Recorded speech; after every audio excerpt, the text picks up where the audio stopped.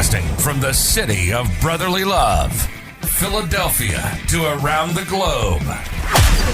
You're listening to Shark Bite Biz, your exclusive place for business strategy, sales, marketing, and tech in the roaring 20s. And now, here's your host, David Strausser. Welcome to the next episode of Shark Bite Biz. I'm your kick butt host, David Strausser, and this is your place to learn how to grow a business during complete chaos. Today's show is amazing. But first, again, I've got a shout out. I've got articles on Forbes.com right now, and most are going to be the Biz Dev Council discussions that are panel chats, essentially, with a lot of experts out there in the biz dev field. They are awesome, but I actually do have my own full-fledged article that was derived from this very podcast with all the things I learned talking to business owners and experts just like today's guest. Make sure you check it out. The link is down below in the description. So, as I was saying, we have a really, really awesome show today. We're going to be talking about selling. Yeah, I said selling your business. I've always been told that when you start a business, there's one of two mindsets you should probably have. Are you building a business for acquisition, or are you building it to thrive and dominate the market and have it last forever? Sometimes the answer is both. Now, I don't know how true that mindset actually holds, because I hear a lot of business owners that are like, no, absolutely. Why would you start a business for acquisition? But then I talk to a lot of people in the startup space, and they're like, yeah, we got this awesome technology. We're going to go get it out there in the market. We're going to get a patent, and then we're going to get bought by Google, okay? So I think that mindset does stand. And if you think about it, there's one saying I have on this show that I've said a kabillion times already. You have to have one eye on the present. You need to think about now. You need to do things for today. But you can't act short-sighted, because you always have to keep that other eye on the future. You know what you want tomorrow. The choices you make today will directly impact if you're going to get where you want to be in the future. And that's where I think that mindset sits, okay?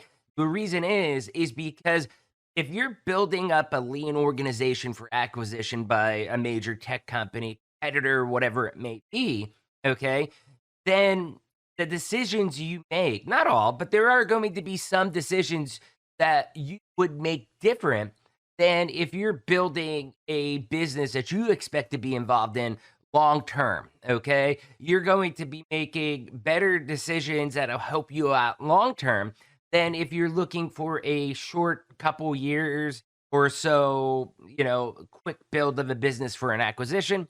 So whatever, we can debate that topic as much as you want. I think it's pretty interesting, and it goes into real business philosophy, I guess you could say. We'll talk about that more in detail another day. But today, we're talking, again, about what do you do when you want to sell a business? Things change along the way. People change. Industries change.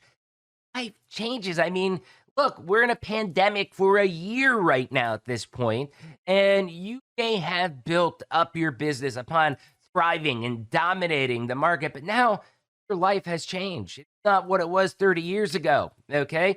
You got a couple curveballs, and now you're thinking, you know what? Maybe it is time to get out. Maybe it's time to have that exit plan. Or maybe you just are kicking that much butt, which I hope it is, by the way, that you started getting some unsolicited offers to buy your business. That might have got things thinking like, wow, maybe I can cash out now. So today we're talking with an expert that is a master in prepping your business for sale. And then once you're prepped, there you go, preppers, right? Once you get prepped, okay, then she is going to help you sell the business at top dollar. It's an amazing discussion, and I think you all will enjoy it because it does bring up some very, very valid points about things that we should really be aware of as we grow our businesses. You don't want to go sell your business and then have somebody like our guest today say, hey, business is a wreck. nothing we could do until you do A, B, C, D. And then you're 2 years down the road because you've got to implement the system and rework all these other weird things just to make your business attractable enough to get that top dollar. So take her advice, start implementing these things now so that when it is time for you to sell, you're able to sail right through that checklist and go right on through to the bank.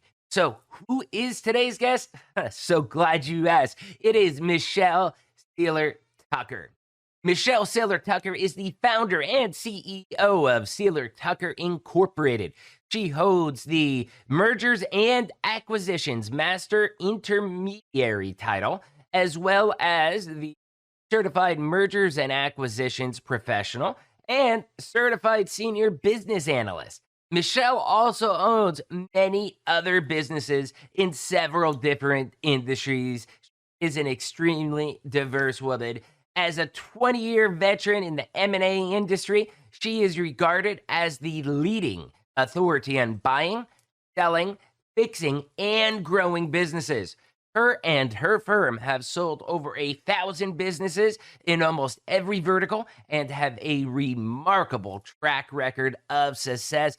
And she is also a top-selling author. I'll throw that in there. She does have a book out. We'll hear more about that during the interview. And we'll have some links for the pre-order down bottom in the description. So, hey, without further ado, I'm going to shut up now. Let's bring Michelle on in here. Business strategy.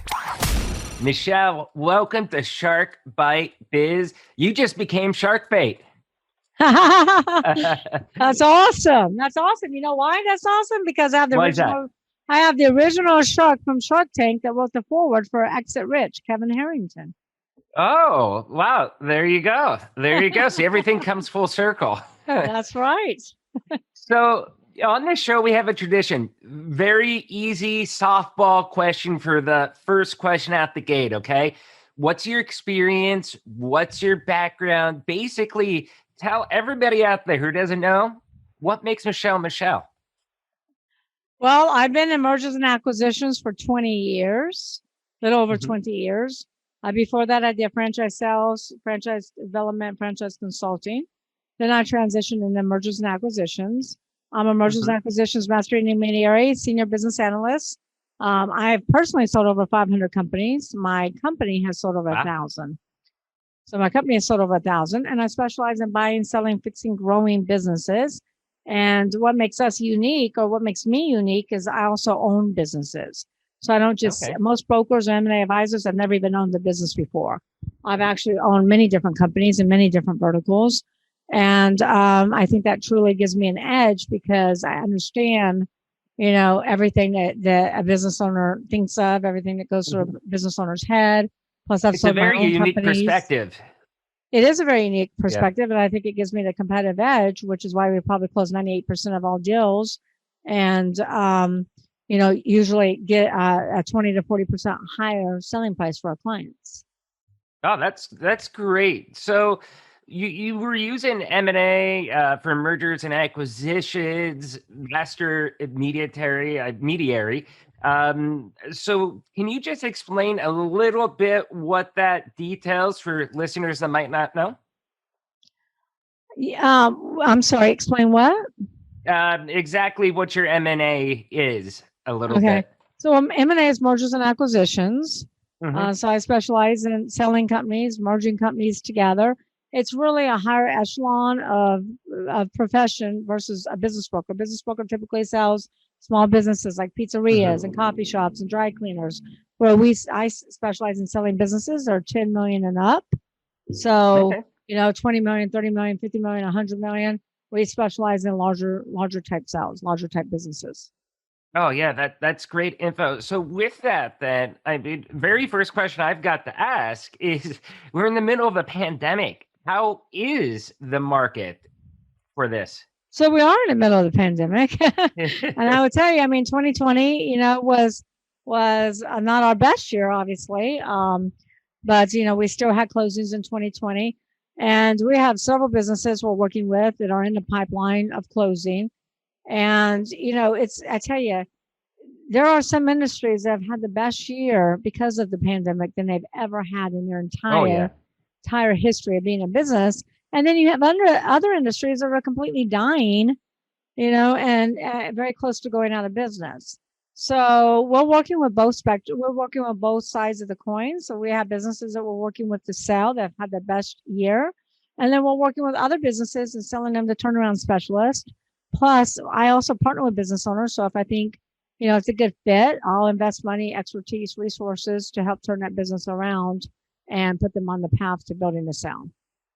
Oh, that's great. That's great. Now, one of the big ingredients in what you do, whether you're selling or partnering or whatever situation it may end up, the business itself has to have profit. Okay, right? Well, yes. I mean, look, it's always better to have profit. There are situations where a business can sell even if it's losing money, but that business has to have synergies. Like, for instance, Facebook paid $19 billion for WhatsApp, and WhatsApp was losing money. They were hemorrhaging, but WhatsApp had 1 billion users. So they had a synergy that was worth 19 billion to Facebook because Facebook knew they could monetize an ROI. So just because a company is not profitable doesn't necessarily mean it's not sellable. In most cases, it makes it very difficult to sell, and it's hard to maximize value, meaning they're not going to sell for, top dollar. However, if they have synergies, if they have a certain contract, if they have database, if they have patents, if they have trademarks, if they have something like that, then the business is sellable. And to the right buyer, they might be willing to pay them, a premium price for that synergy. Oh, yeah, that's great, especially if you start getting into the tech world, like you were saying. Another one that comes to mind, I believe it was Uber, similar situation where they were negative for years, but their value kept skyrocketing because of the users they have and the drivers that they have. It's a huge, huge database. So while we're talking about profit here, what do you think maybe is some of the biggest mistakes that companies or people make with profit? Oh my gosh, there's so many mistakes that people make with profits. I always say profit. So I have the 6P formula that we talk about in Exit Rich, and P is the 6 profit. I mean, profit is the 6P, is what I meant to say. And I always say that profit's never the problem. Never, ever the problem. It's always a symptom of not running on all the other 5 Ps. So clients will come to me and say, Michelle, I have a profit problem. I'm like, no, you have a people problem because you don't have the right people in place. You're doing everything yourself. Or no, you have a product problem, meaning that you're in an industry that's dying, not thriving. So therefore you're not making any money. Or you have a process problem. Your processes are not efficient and productive, and it's costing you a lot of money and it's costing you waste. Or a big one is are you losing profits because of proprietary? You haven't protected your trademarks. You haven't protected your proprietary. Or another big one is patrons, customer database, that they have customer concentration. If they have 80% of their clients tied up in 20%, 80% of the revenue tied up for 20% of their client, then if they lose 2 or 3 clients, they could lose a lot of money. Right. Also, in processes, the problem that gets a lot of business owners, maybe not most, but a lot of business owners, is in their processes. They might have a process for accounting. They might have a process for receiving AR and overlooking payables, but they don't always inspect what they expect. They trust, but they don't verify. So therefore, there's embezzlement issues. And I would tell you, gosh, probably 1 in maybe 10 to 15 companies I've represent has had embezzlement issues. So that's a big profit problem. Right. To put it in perspective, you're working with a lot larger companies too, because, and I would assume more pieces, even small companies, easier it is. Even small companies. Wow. Absolutely. Even small companies. We had a chiropractor we were working with that had a chiropractor that was ripping them off, cashing. So they would take checks that were made out to the clinic, endorse it to them, and we're able to cash it and rip them off for like $150,000, $300,000, and it was a small clinic. So it happens all the time. So But really, profit is never the problem. It's a symptom of not operating on the other 5 Ps. And it's also a symptom of not knowing your numbers. A lot of business owners don't know their numbers. They really have no idea what they're making. They might know their top line, but they don't know their bottom line. Plus, they're living out of their business. So they're running personal expenses through the company, and they're not really keeping track of what the true business expenses versus the personal expenses are. And that can cause a big profit problem Right, when you go right. to sell the business. So there's so many, mistakes that business owners make when it comes to profit. But like I said, profit's never the problem. So if you're not making money, you need to go inspect one of the other 5 Ps. Oh, yeah, yeah. So I don't know if you know this or not, but you hit the nail on the head onto one of my specialties. Did you research me? No, I would love to say I did, but I did not. Sorry.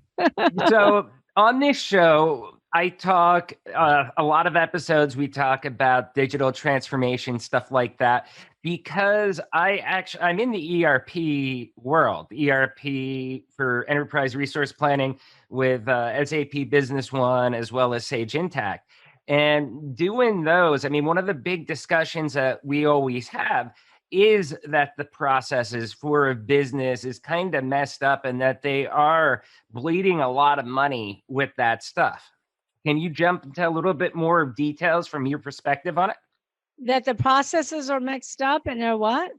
Well, I was saying that the business processes that they're using, they're messy. They're not straightforward. You're not able to do simple workflows, automate things, and that companies are losing a lot of revenue because of their messy workflows. Yes, because they're paying for that labor cost, right? And that labor cost could probably be reduced significantly, or overtime could be reduced significantly if they ran more efficiently and they had the processes and procedures in place. So yes, lack of processes definitely cost a company money. It can cost a company injuries. It can cost a company to go out of business, that's why I say, lack of profits are always based upon not having the right people, not having the right processes, not having the right product in place. So that is correct. Also, lack of profits. I'll give you another example really quickly. Is we had a manufacturing business, plastics manufacturing business we were selling, and the problem with this company is that they were losing money. They had been in business for about 45 to 50 years. They were from China, and all their employees were from China, and they kept raising their employees. So they kept giving raises without ever really looking at, okay, well, here's the revenue, here's the gross profit margin, here's our overhead. They were raising the employees so much so that they became upside down in employee overhead, and they were taking out of their savings in which to cover the employee overhead. Their margins were very, very tight. They couldn't really increase their pricing by much because it is an industry that is price specific. You get the business because of price. It's plastic.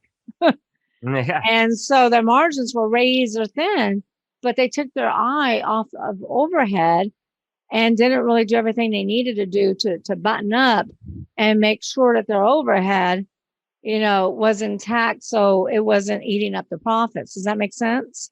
Oh, yeah, totally. It was a huge profit mistake. Yeah. That's something, maybe not that specific item that you mentioned, but that is something that we try to discuss on this show frequently as far as, the process flows, but also on the accounting side too. So that way you're tracking things like job costing and all that stuff in a solid financial system that you're able to have those key performance indicators at your fingertip to be able to make real-time decisions based off of factual data. I think that's critical these days. And that's probably the biggest issue in a lot of businesses is that they don't have the software. They're doing everything manually, or they're doing everything based upon, past experience and manually, and they don't really have the software. I partnered with a graphics company not that long ago, and they had the same issue. But they were doing everything by hand. Boy, when we got that software, that was a Yeah. game changer. Now they're like, Oh. oh, we can't sell a job for this because we're only going to make that much profit. So it was a total game changer. Now they have the KPIs in front of them, like you just mentioned. Now they can plug any job in, and within seconds, they can tell exactly how profitable they're going to be. But there's a lot of companies that don't run on software. There's a lot of Oh, yeah. companies that don't have, like you said, the systems and processes in place to make sure that you're managing your overhead. And I've seen companies worth hundreds of millions of dollars still using green screen or managing their businesses off of Excel sheets. right. Yeah, No. it's pretty crazy. And I think that's one area that this pandemic, I think it kind of helped us a little bit more because it really pushed a lot of these companies to try to adopt systems and workflows, since you have so many other people working remotely or weird shifts because of capacity issues or Right. restrictions. So it's really helped a lot of companies kind of upgrade their system and keep better track on it during this pandemic. Yeah. It's so, I go agree ahead. 1,000%. And a lot of that is because of business owners. Business owners have had their business for 10, 15, 20, 25 years, and they do everything the old fashioned way. Oh yeah. We had a distribution company we sold, and they had no computers whatsoever. Everything was done by Rolodex and inventory sheets, and Yep. everything was done by hand. They didn't even have computers. And I'm like, heaven forbid if there's ever a fire, because all their customers are on paper. And so I think a lot of that has to do with the owners just, not wanting to get things up to speed and not wanting to do things, based upon the century. You're amazing, Michelle. You're hitting all my my good spots right there. Everything you've seen, I've probably seen. Yeah. I mean, I've seen it all just like you have. And that's why so many businesses are dropping like flies. When I wrote my first book in 2013 called Sell Your Business for More Than It's Worth, I did the research and learned that 95% of businesses will go out of business. But then when I wrote Exit Rich in 2019, 2020, I did the same research and realized that the business landscape has actually flip-flopped. Now it's only 30% of startups will go out of business. But listen to this. This is startling. Out of 27.6 million companies, those business owners that have been in business for 10 years or longer, 70% of those businesses are at risk of going out of business. 70. Now, you hear about the public companies in the media, like you hear about Toys R Us in business 75 years, goes out of business, Kmart, Steinmart, Pier 1, Godiva, our favorite chocolate, is closing up 1,500 locations. But what you're not hearing about are the small businesses, the private businesses on every street corner. They don't talk about that in the news. And unfortunately, business owners are dropping like flies and having to sell for pennies on the dollar, close their business, or even worse, file bankruptcy, and they're exiting poor. That's why I wrote Exit Rich. And that's a perfect reasoning. And I think right now it'd be an excellent point to address again that, hey, buy local, help the mom and pop shops. Amazon's already got enough money. Help your local businesses out as much as you can, because they're probably hurting deep down inside. No, they're definitely hurting, but it can't just be on the consumer. It has to be on the business owner too. The reason these business owners are going out of business is because they stopped doing what I call AIM. AIM is always innovate and market. Always innovate and market. They stop innovating. Just like you said, they don't have the systems in place. They don't have the software in place because they do everything old school. If you want to stay relevant in the mind of the consumers, you have to innovate. You have to market to new consumers. Whoever makes it easiest for the consumer to do business with them is the company that's winning. Amazon is winning because they make it so easy to practically buy anything and have it delivered in 2 days and not pay for shipping. So other business owners they better get on board. I mean, Blockbuster did the same thing. Blockbuster saw Netflix. They saw the writing on the wall, and they had the opportunity to buy Netflix, and they passed on it, and they ended up sitting back and not innovating, and they went out of business. So business owners really got to wake up. They got to wake up, and they got to pivot, and they got to figure out, okay, how do I stay relevant? what do I do? I need to ask my customers, what do you need? What do you want? How can I make it easier for you to do business with us? And they need to innovate. And Yeah, you're I either love that growing or phrase. dying. You're growing or dying. That's it. Yeah. Growing or dying. Wow. So let's talk right there. You're saying growing, dying. What is the typical business life cycle? Well, the typical business life cycle used to be pretty long. It used to be that well, I have to go back and pull the average, but it used to be that if you could make it past 10 years or 5 years, really past 5 to 7 years, then you were golden. You're going to be in business forever. You remember those businesses that were started 70, 80, 90, 100 years ago, but not anymore. So, the I typical remember business that, life by the cycle. way. Like you always heard that, the 5 year mark, You got to use the five. Now I don't really hear that 5 year mark being mentioned at all. No, because startups are not at great risk anymore. It Yeah. used to be 95%. Now it's only 30% of startups will go out of business. Because why? Because startups are doing something unique. They're Yeah. innovating. They're doing something different. They're finding out what the problem is and coming up with a solution. Whereas the businesses have been in business for 10 years or longer are doing business as usual and they haven't changed anything. They haven't innovated. So I call it the business life cycle. It's very similar to the human life cycle. The business life cycle is all about, okay, same as a human life cycle. You're born, right? You're in an incubator. Yep. You're in an incubator. Same thing with a business. You're born, boom, you're in that incubator.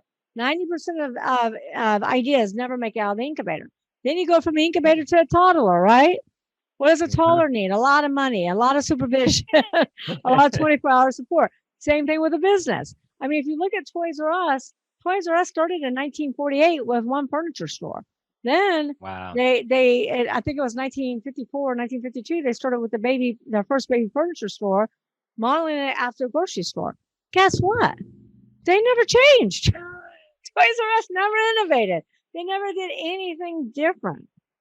Sometimes people think about, hey, if it's not broken, don't fix it. And I really do agree with you. I think that mentality really hurts people because one of my sayings is, hey, you got to keep one eye on the future and you've always got to keep one eye on the present, because the choices, the decisions I make now are going to, help me get to where I want to in the future. And I think too many businesses have, no, I don't care about tomorrow or 5 years from now. I only care about today. And they're too short-sighted trying to get that quarterly earnings. Right. I agree 1,000%. I think you definitely have to, forget about the past, right? Focus on the present, focus on the future, and, figure out, what do people want? I mean, that's what Steve Jobs did. He came back to Apple and he's like, you know what? Let's create the demand. We're going to create something that they don't even know they want, but they're going to want it so bad that they're going to wait in line for it. Yeah. And that was the Apple phone. That was the iPad. I mean, when they came out with the iPad, I'm like, who's ever going to use an iPad? And I have like 12 of them, And so you got to really innovate and create the demand. And that's how you stay on top. Even with Apple, I mean, if you look at their design curve, I think they're starting to get out of it. But I don't know. I felt, just outsider looking in that loves technology, that at one point they slowed down their groundbreaking innovation. And I don't know, I kind of felt like a little bit of a lull, but I think they're back on the upswing again as far as being the leaders, being the first and the best to do Well, they're the biggest brand in the world. They are worth $289 billion. That's just the brand. That's not their EBITDA, which is earnings before interest, taxes, depreciation, amortization. That's not EBITDA, cash flow, inventory, real estate. Can you say assets. That again? No, I'm kidding. Which one, EBITDA? Yeah, the whole thing. Say that 7 times fast. Sure. No, I'm kidding. But yeah, they're the biggest brand in the world. So yeah, they just slow a little bit down. But remember, I mean, Apple was dying a very slow death. And Steve Jobs came in and said, what business are we in? And these are 3 transformational questions that I think every business owner should ask themselves: is what business are we in? What do we do really, really well? And what business should we be in? And that's what Steve Jobs did. And they said, what business are we in? And they were in a computer business, right? He's like, what business should we be in? We should be in what do we do really, really well? We're technology, Right. We're great at technology. What business should we be in? We should be in the connecting business where anybody, anywhere around the world, no matter what, can own one of these guys. Yeah. And I have two sitting on my desk. And Amazon, BlackBerry's, I think BlackBerry's a good example worthwhile talking because they were an innovative company that stopped innovating. Hence why I think they died. well, exactly. And same thing with Xerox. Xerox turned their nose up at the mouse. Xerox turned their nose up at so many different inventions, just like Blockbuster did with Netflix, and they're kind of dying a slow death. So it's really shocking to me how many big business, CEOs at the time or still do turn their nose up at these inventions. Xerox could have had the mouse. Oh, yeah. Yeah. That would have been great. Right. So you gotta always know, you gotta be able to spot opportunity. You gotta be able to take action, and you gotta keep innovating. You stop innovating, you're gonna start dying. That's the bottom line. And that's why so many businesses are going out of business now. Yeah. So let's say right there, okay, you're about maybe you want to sell it because the company's starting to go downhill, or maybe you feel you're at the top of your game because you were ahead in the innovation department and business is skyrocketing. Can you just kind of talk through how a business would get evaluated and to kind of start that process? Sure. So here's the bottom line. You shouldn't sell at the bottom. The people who sell at the business owners who sell at the bottom are the business owners that haven't planned. You don't plan to fail, you fail to plan. And the biggest mistake the business owners make is they don't plan their exit. Steve Forbes says 8 out of 10 businesses will not sell. Well, those 80% of businesses are not selling because business owners never think about selling until a catastrophic event occurs.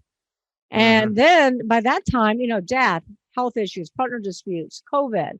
By that time, it's typically too late because your business is at the bottom. You're not going to be able to maximize value. Treat your business like an asset. Separately, it's, emotionally detach from your business. Most business owners are so emotionally attached to their business that it's their baby. And they feel like they're cutting off their right arm when they sell their business. Your business should not be your emotional connection. Your business should be your most valuable asset that you plan to sell. And then when you plan to sell it, you got to operate on what I call all 6 Ps that we talk about in Exit Rich, because if you operate on all 6 cylinders, if you have the people in place, if you have the processes and the product and the proprietary and the patrons, then you're going to have a sustainable business that's actually scalable, that's profitable.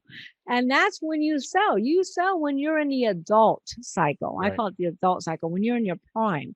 That's when you sell your business.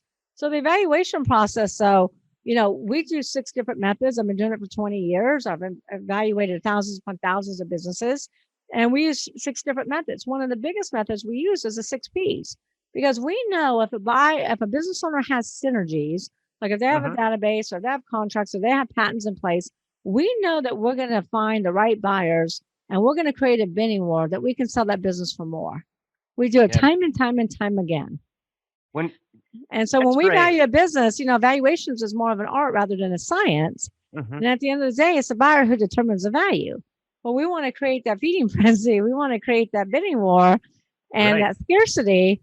And we want to create the value for the buyer, because if the buyer sees value in certain synergies, they're willing to pay more because they know that those synergies will catapult their business to the next level. Plus, it can also take advantage of economy of scales. Plus, it can come in right away and start cutting some overhead, which will increase their EBITDA from day one. So we look at all of these things when we value. I'm sorry? No, I was saying that's perfect. So in the value, one thing that the economy is turning into like a subscription economy anymore. There's subscriptions for almost anything. How important is that to help the value of the company by having, some kind of recurring, predictable revenue that they're always going to get? Yeah. So recurring revenue is a huge synergy. And that's something that buyers always look for. So if a private equity group is looking at, 2 companies and one has recurring revenue and one doesn't, in all likelihood, if everything else is equal, they're going to go for the company that has recurring revenue. So everybody wants to buy residual. Everybody wants to buy a book of business. Everybody wants to, make sure you got contracts in place. So recurring revenue is huge, and that certainly increases the price of the business. So when it increases the price of the business, and we do have only a couple more minutes left, how are you able to sell the business then for more than what it's actually worth?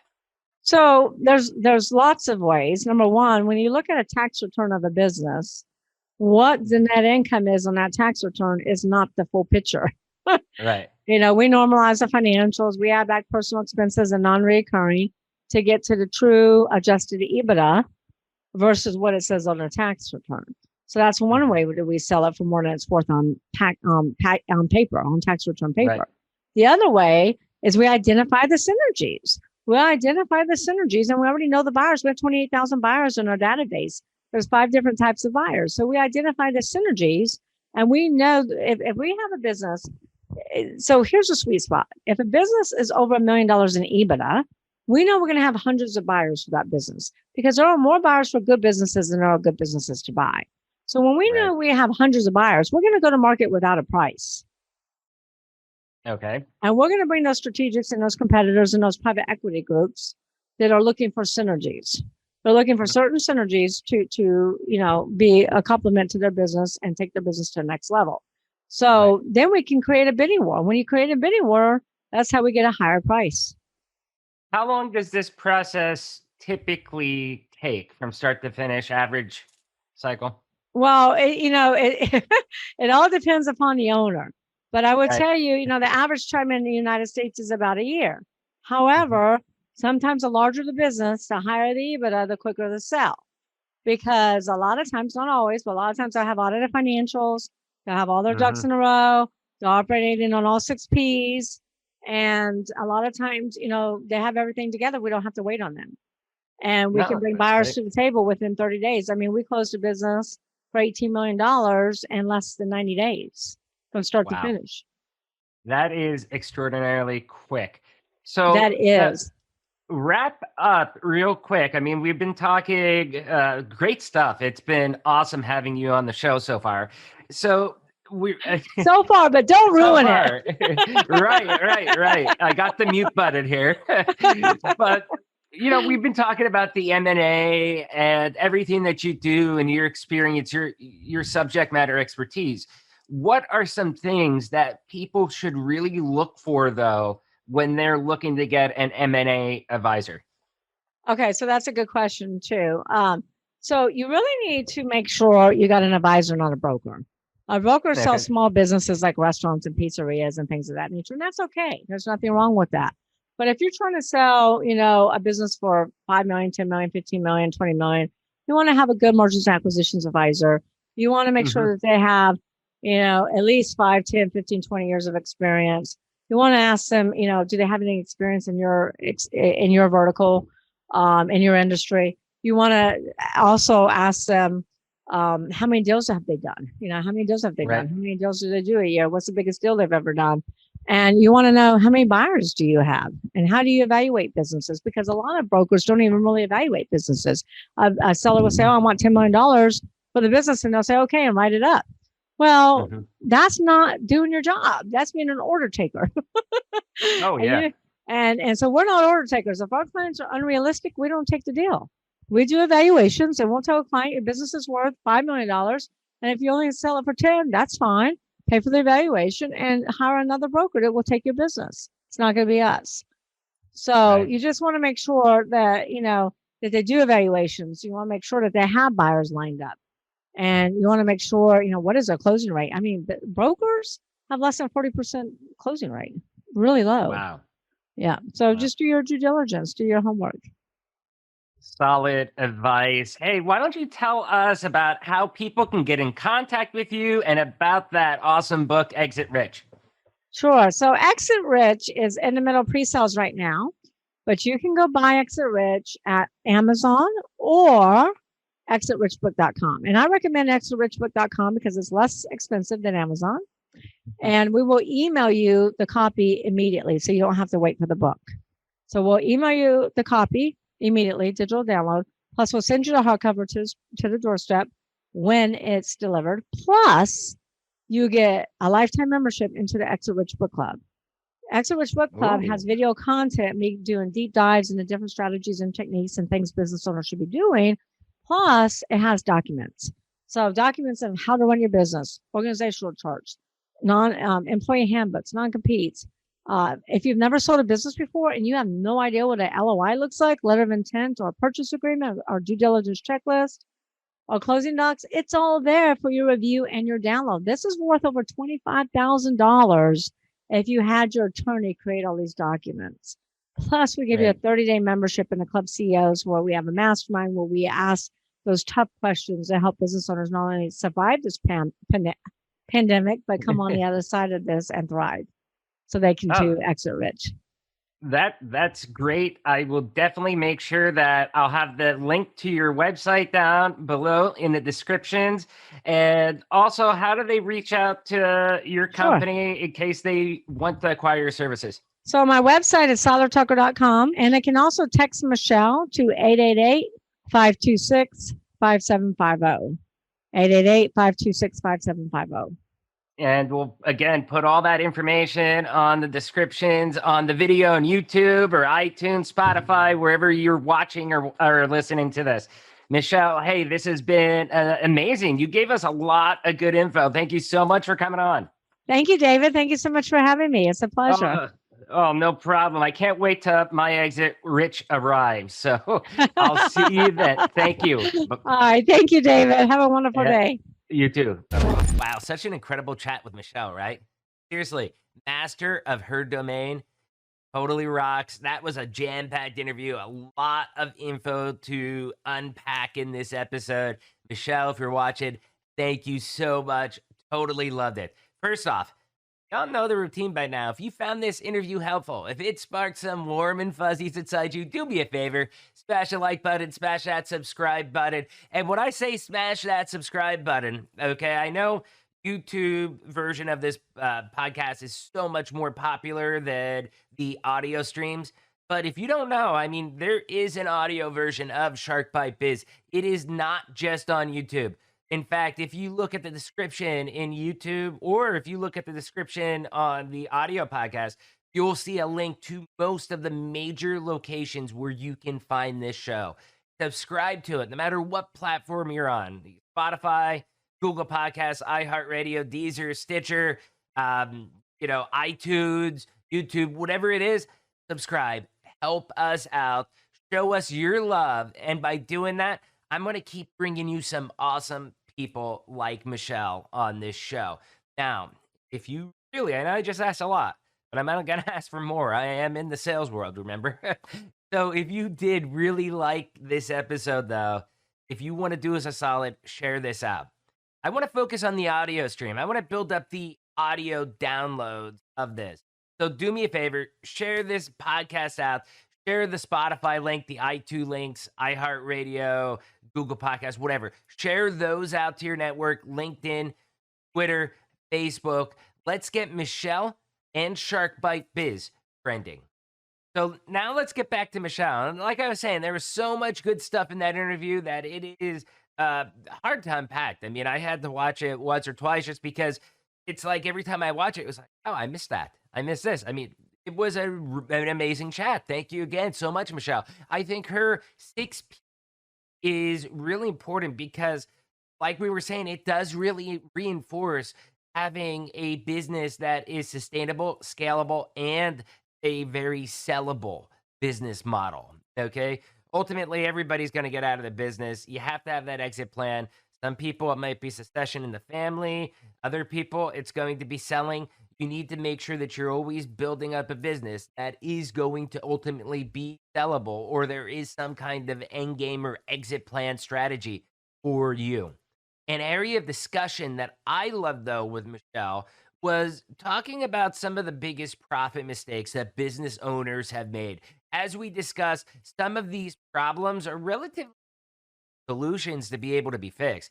But learning from others' mistakes and learning how to operate your business more efficiently is really critical. And in fact, I was thinking about this after, but you can look back at our episode just aired a couple of episodes ago. It was with Howard Shore, and we had a discussion on a lot of these same very topics. He didn't do it from the perspective of selling a business. He did it from, sustaining, growing your business. But basically, have to remember, you can run your business extremely efficiently without adding more admin, without adding more red tape. I mean, you should not be arming your employees with machetes to cut through all the red tape out there just so that they can do their daily job. Don't overthink the business processes like that. Keep it simple. Bigger isn't always better. Another area of discussion that really drew my attention was about the workflows areas.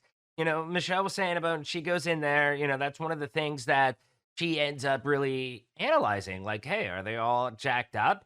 And as you all know, I mean, this is an area that really hits home for me. And it's something that I love to reiterate every time. For those, I mean, you heard it during the interview, but day job. Yes, I have a day job. I'm not just a YouTuber or podcaster, but I do Vision 33. We do Sage Intech. We do SAP Business One. And, workflows, business processes, that's an important process in my life. That's what I do for a living. And people like Michelle and me, I mean, we're really out there with our teams of experts to be able to help you all. Everybody out there listening to this podcast, we're here to help you all figure this stuff out. You can have enterprise level technology, okay? And by that, I mean automation, business intelligence, even AI. And you can have all of that stuff at a reasonable cost and a very good accessibility point. It's not overcomplicated. There are solutions for businesses that are $1 million a year in revenue, just as there's ones for $50 million a year revenue.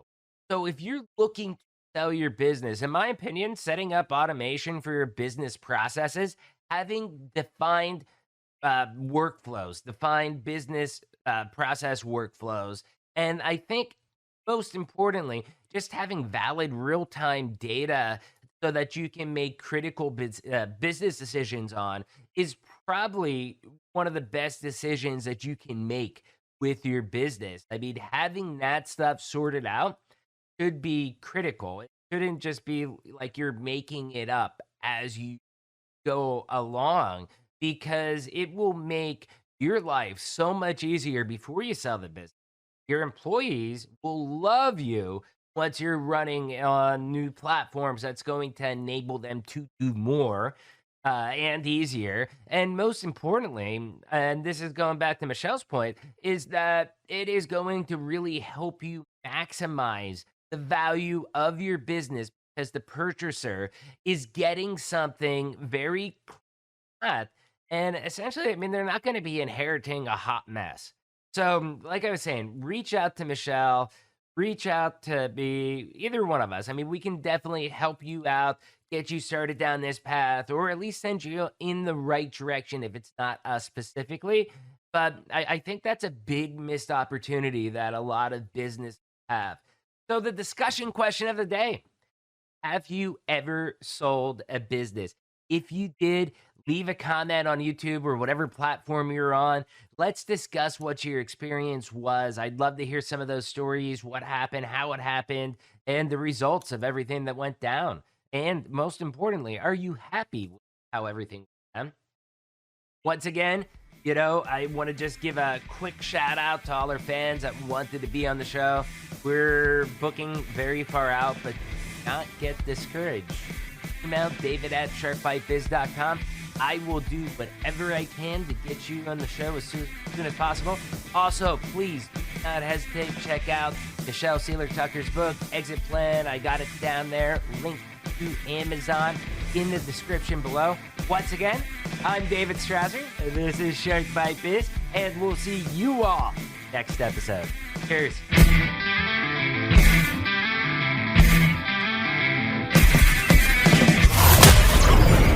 Thank you for listening to Shark Bite Biz. We hope you got some insightful info from this podcast. Be sure to subscribe to us through your favorite podcast app and visit us on the web at www.sharkbitebiz.com. How has business changed for you in the 20s? Email us at podcast@sharkbitebiz.com so you can join us and share your story.